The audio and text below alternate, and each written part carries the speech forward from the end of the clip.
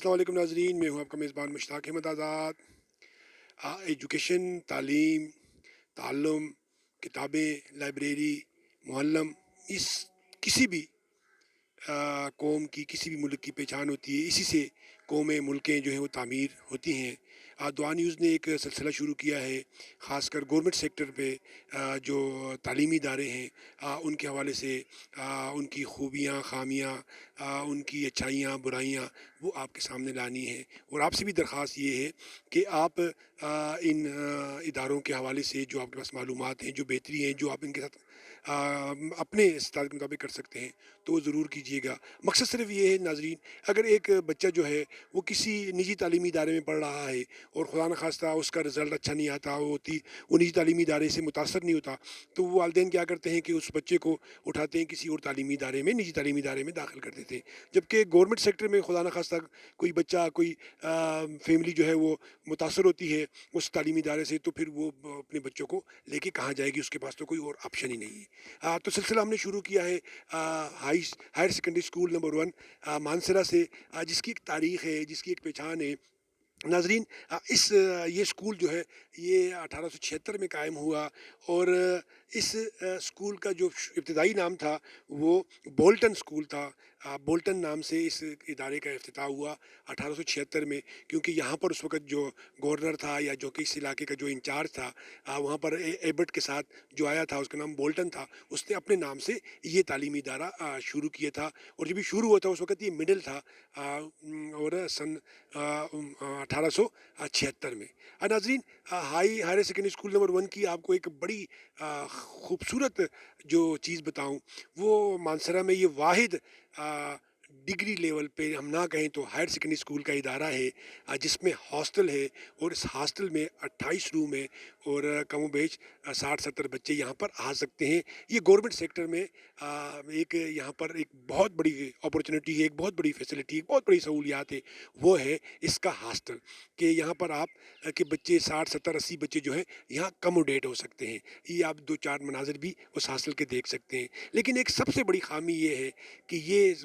Mansehra city میں واحد school ہے بٹل اور بفے کے بعد جس میں ایف اے کی کلاسیں ہیں لیکن سائنس کی کلاسیں نہیں ہیں، جبکہ اس کے پاس ہر چیز موجود ہے سوائے جو ٹیچر ہیں ان کی پوسٹ سینکشن کے علاوہ یہ سب کچھ اس کے پاس موجود ہے۔ یہ بالکل تیار ہے، صرف ٹیچر کی پوسٹ سینکشن ہو یا ٹیچر کو وزٹر پہ ہو، بابر سلیم صاحب یہ کام کر سکتے ہیں اگر وہ کرنا چاہیں۔ تو یہاں پر اگر سائنس کی کلاسیں شروع ہو جائیں تو پھر یہ پوسٹ گریجویٹ کالج مانسرا کے بعد دوسرا ادارہ بن جائے گا جہاں پر ایف ای سی کی کلاسیں سائنس کی ہوں گی، تو اس طرف بھی توجہ ہونی چاہیے۔ اب ذرا گورنمنٹ سیکٹر کے حوالے سے آپ سے کچھ عرض ہے، کچھ گزارشات ہیں، وہ یہ ہے ناظرین کہ گورنمنٹ سیکٹر کے ساتھ سب سے بڑا جو مسئلہ ہے وہ ہے جو یہاں پر بچے آتے ہیں، آپ ان بچوں کو کسی بھی حوالے سے آپ پنشمنٹ نہیں کر سکتے، زیرو ٹالرنس سے کچھ بھی آپ ان کو نہیں کہہ سکتے۔ اگر وہ ہوم ورک نہیں کرتے، وہ نہیں آتے، تو آپ ان کو پنشمنٹ نہیں کر سکتے۔ یہ یہاں پر ایک بڑا سنگین مسئلہ ہے۔ دوسرا سب سے بڑا سنگین مسئلہ ہے گورنمنٹ سیکٹر میں، وہ یہ ہے جس طرح ہم ہائر سیکنڈری اسکول نمبر 1 میں کھڑے ہیں، یہاں پر اب تک 9 میں جو ہے وہ 650 بچوں کی انرولمنٹ ہو چکی ہے، یعنی کہ کم و بیش 11 سے 12 کلاسیں جو ہیں وہ صرف 9 کی ہیں، اور ایک کلاس میں کم و بیش 68 بچے، 58 سے 68 بچے ایک کلاس میں جو ہے وہ انرول ہیں۔ تو اب جہاں بچے 50 سے زیادہ ہوں تو وہاں 40 منٹ میں ایک ٹیچر کیا کرے گا، یہ بھی ایک بہت بڑا سوالیہ نشان ہے۔ اور دوسرا جو سب سے بڑا مسئلہ ہے وہ جزا اور سزا کا ہے، کہ ٹیچروں کے حوالے سے، پرنسپل کے حوالے سے، اسکولوں کے حوالے سے جزا اور سزا کا کوئی جو اصول ہے، قواعد ہیں، کوئی ایس او پیز نہیں ہے، صرف اعلانات ہوتے ہیں۔ آپ جب گورنمنٹ سیکٹر میں آئے ان سے کہیں تو کہتے اور انرولمنٹ ہے، والدین توجہ نہیں کرتے، ہمارے پاس ڈل بچے آتے ہیں، ہمارے پاس غربا بچے آتے ہیں جو اسکول کے بعد جا کے کام کاج کرتے ہیں، یہ تو ہے۔ لیکن ان کے باوجود بھی بے شمار ایسے ادارے ہیں جنہوں نے 100% رزلٹ دیا اس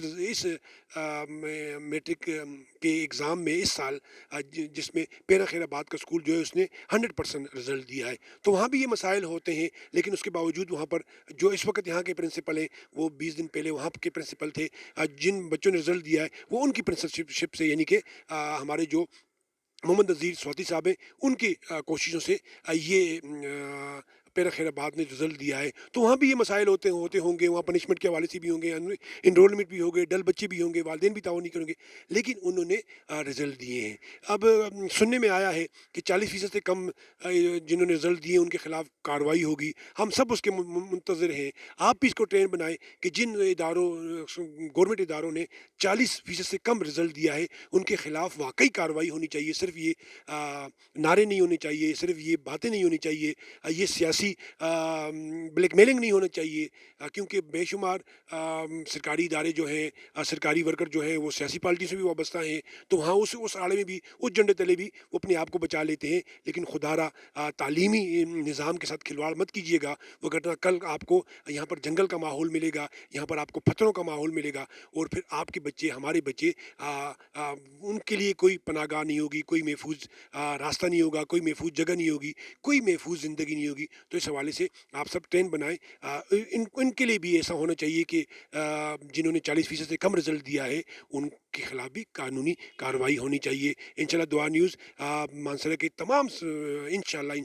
جو نجی سرکاری ادارے ہیں ان میں جا کے وزٹ کرے گا، ان کے مسائل، ان کے پرابلم، اور انہوں نے جو زیادتی کی اس کو بھی آپ کے سامنے لائے گا۔ ہمارے ساتھ رہیے گا انشاءاللہ۔ ہم نجی تعلیمی اداروں کے ساتھ ساتھ سرکاری تعلیمی اداروں میں بھی کام کرنے جا رہے ہیں۔